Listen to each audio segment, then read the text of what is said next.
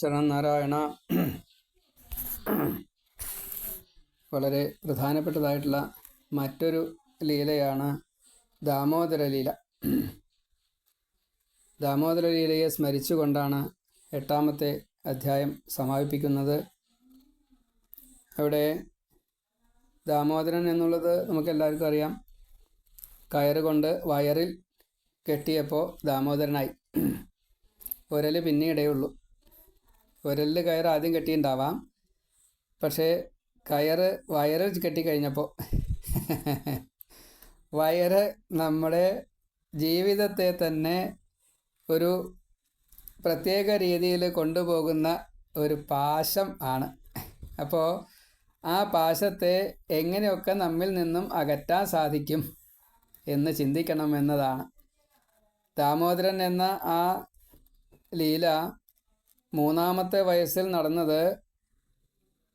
85ാമത്തെ വയസ്സിൽ കുരുക്ഷേത്രത്തിൽ ആ സൂര്യഗ്രഹണ നാളിൽ എല്ലാവരും കൂടിയിട്ട് സംഗമിക്കുന്ന വേളയിൽ അവിടെ പാണ്ഡവരായാലും മറ്റ് ലോകത്തിലുള്ള എല്ലാ രാജാക്കന്മാരായാലും പാഞ്ചാലി തൊട്ടുള്ളവരായാലും എല്ലാവരും, അവിടെ മധുരാവാസികളും അമ്പാടിവാസികളും ദ്വാരകാവാസികളും അങ്ങനെയില്ല, സകലരും അവിടെയുണ്ട്.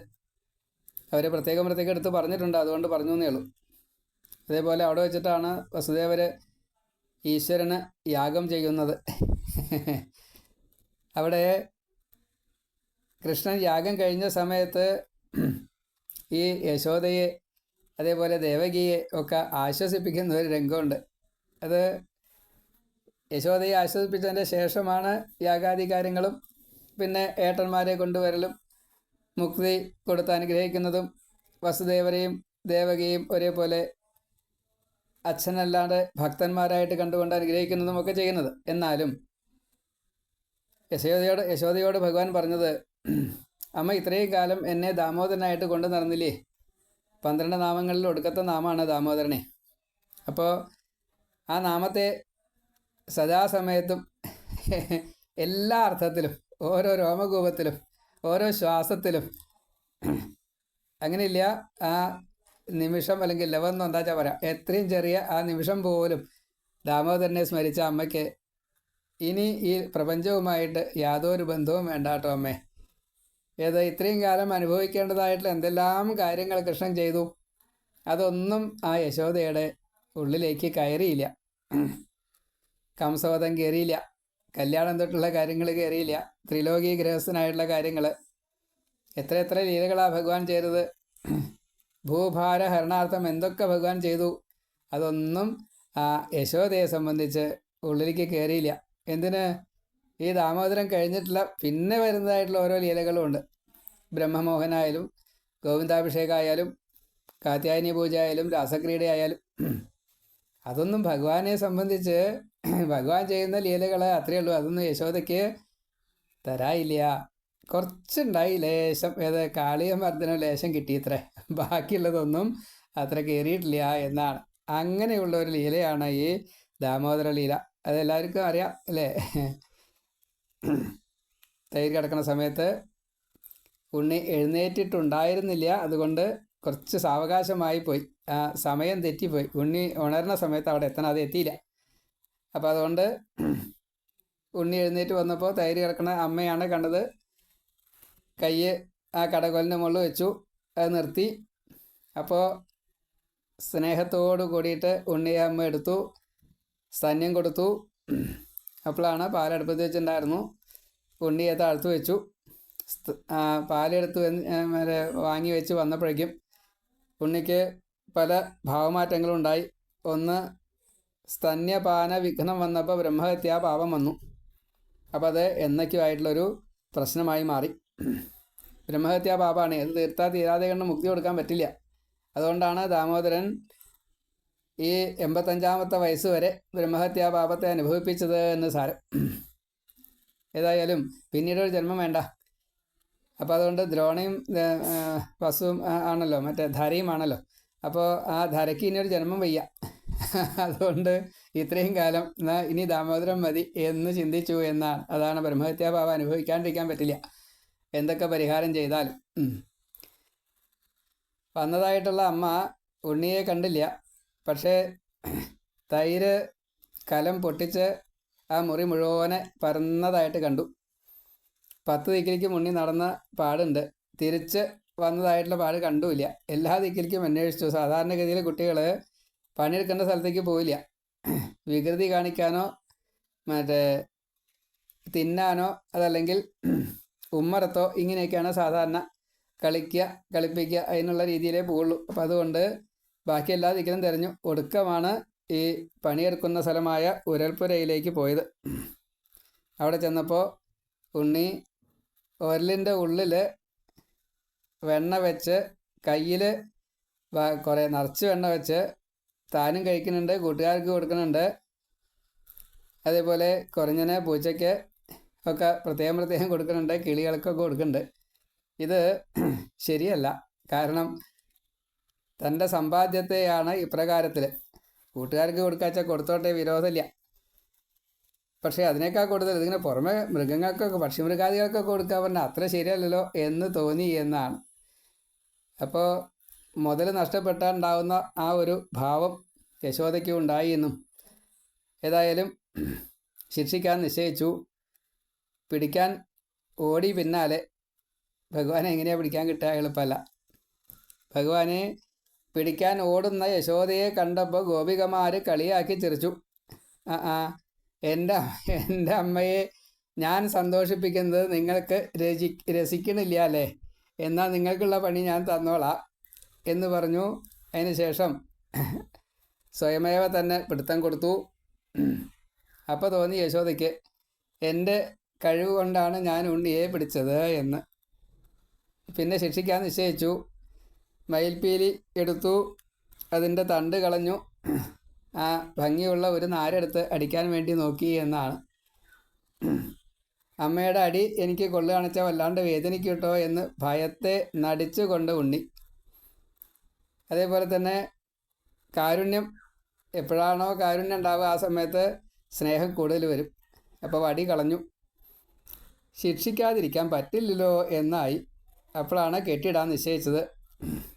അപ്പോൾ ഒരു കയറ് കൊണ്ട് ഒരെല്ലാം ആദ്യം കെട്ടി, പിന്നെ ഉണ്ണിയെ കെട്ടാൻ വേണ്ടി ശ്രമിച്ചു. ഈ തീര് നീളം കുറഞ്ഞു. ബാക്കിയുള്ള കയറുകളെയൊക്കെ കൊണ്ടുവന്നു. അവിടെ കയർ എന്നുള്ളത് പാശം, സംസ്കൃതത്തിൽ പറഞ്ഞാലേ അത് പൂർണ്ണമുള്ളൂ. അതുകൊണ്ടാണ് നമ്മളെ കെട്ടിയിടുന്നതായിട്ടുള്ള പല പല കയറുകളുണ്ട് ഇവിടെ. അപ്പോൾ സ്നേഹഭാഷ ആയാലും ശരി, കർമ്മഭാഷ ആയാലും ശരി, എല്ലാത്തിനെയും നമ്മൾ പാശമായിട്ടാണ് കണക്കാക്കുക. ഈ ബാക്കി വരുന്നതൊക്കെ സംസാരവുമായിട്ട് കെട്ടിയിടുന്നതാണ്. ആ കയറുകളെയൊക്കെ കൊണ്ടുവന്നു. ആ കയറുകളെ കൊണ്ടുവന്നു കഴിഞ്ഞാൽ ഈ പരബ്രഹ്മമായിട്ടുള്ള ഭഗവാനെ നമുക്ക് കെട്ടിയിടാൻ പറ്റുമോ? ഇതിനെ മുറിക്കണച്ചാൽ ഒരേ ഒരു പാശം മാത്രമേ പറ്റൂ. അത് പ്രേമപാശമാണ്, പ്രേമഭക്തി പാശം. അത് വേണം. അപ്പോൾ അത് കിട്ടിയില്ല.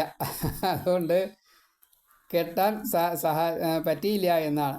അപ്പോഴാണ് ജ്ഞാനസ്വരൂപിണികളായിട്ടുള്ള ഗോപികമാർ വീണ്ടും യശോദയെ നോക്കിയിട്ട് ചിരിച്ചത്.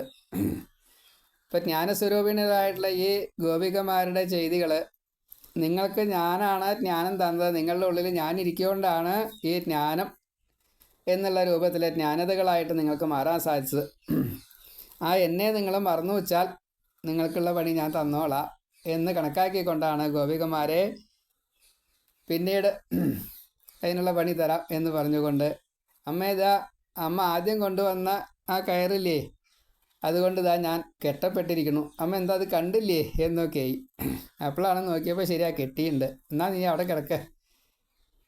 അപ്പോൾ ആ പാശ ഏതാ? അമ്മയാകുന്ന വാത്സല്യമാകുന്ന പാശമാണ്. ഭഗവാൻ അച്ഛനുമാണ്, മകനുമാണ്, സഹോദരനാണ്, ഭർത്താവാണ്, പലതരത്തിലുള്ള ബന്ധങ്ങളുണ്ട്. ഇവിടെ സ്ത്രീ ആയതുകൊണ്ട് അമ്മ. അപ്പോൾ ആ സ്നേഹപാശം കൊണ്ട്, സ്നേഹം എന്നുള്ളത് അടുത്ത ഒരു ഭാവമാണ്. സ്നേഹ, വിനയ, ശുശ്രൂഷ, സമർപ്പണം എന്നതാണ് ഭക്തിഭാവം. അപ്പോൾ അതിലൊരു നാലിൽ ഒരംശം കിട്ടിയാലും ഭക്തി എന്നുള്ള ഭാവത്തിലെത്തും. അതുകൊണ്ട് ഭഗവാൻ, ശരി ഞാൻ എന്താ അതിൽ കീഴ്പ്പെട്ടിരിക്കുന്നു കേട്ടോ അമ്മേ, കെട്ടി, എന്നാൽ ശരി നീ അവിടെ കിടക്ക്. എവിടെ കിടക്ക്? പണിസ്ഥലത്ത് കിടക്കുന്നത്. ഒരൽപ്പര പണിസ്ഥലമാണേ. ആ അമ്മ പോയിക്കോളൂ, അമ്മയുടെ പണി നോക്കിയിട്ട് അമ്മ പോയിക്കോളൂ, ഞാൻ എൻ്റെ പണി നോക്കിക്കോളാം എന്ന് മകൻ അമ്മയോട്. ഏതായാലും അമ്മ പോയി, പാവം അത്ര കണക്കാക്കിയില്ല. ഇത്രയും ഇവിടുന്ന് അങ്ങോട്ട് എന്നെ ശിക്ഷിക്കാൻ പോവുകയാണെന്നുള്ള പാവത്തിന് അപ്പം മനസ്സിലായില്ല കേട്ടോ. ഏതായാലും പുറമേക്ക് പോയി. എങ്ങനെയാണ് പുറമേക്ക് പോകേണ്ടതെന്ന് ഭഗവാൻ സ്വയമേ ആലോചിച്ചു. അപ്പോഴാണ് നാരദനെ ഓർമ്മ വന്ന്. കുട്ടികളൊക്കെ നാല് പുറം നിൽക്കണ്ട്. കുട്ടികളെ, കൂട്ടുകാരെ, ഇന്ന് നമുക്ക് പുതിയ കളി കളിക്കാം. എന്താ കളി? മരം വലിക്കണം. ആന ആയിക്കോട്ടെ. ഓ ശരി. ഏതായാലും ഒരൽ തള്ളിയിട്ടു, മരം വലിച്ചു, പുറത്തേക്ക് കൊണ്ടുപോയി. നാരദൻ ചെയ്ത കാര്യങ്ങളെ ഒന്ന് നല്ലോണം വിശകലനം ചെയ്തു, മനനം ചെയ്തു. അളകനന്ദയിൽ ശിവൻ്റെ പാർഷദന്മാരായിട്ടുള്ള കുബേരൻ്റെ പുത്രന്മാരായിട്ടുള്ള നളഗോപുര മണിഗ്രീവന്മാർ കുറച്ച് മതോന്മത്തരായിക്കൊണ്ട് സ്ത്രീകളോടൊപ്പം നഗ്നരായിട്ട് കള്ളും കുടിച്ച് അവിടെ നഗ്നരായിട്ട് കളിക്കുന്നു ജലക്രീഡ.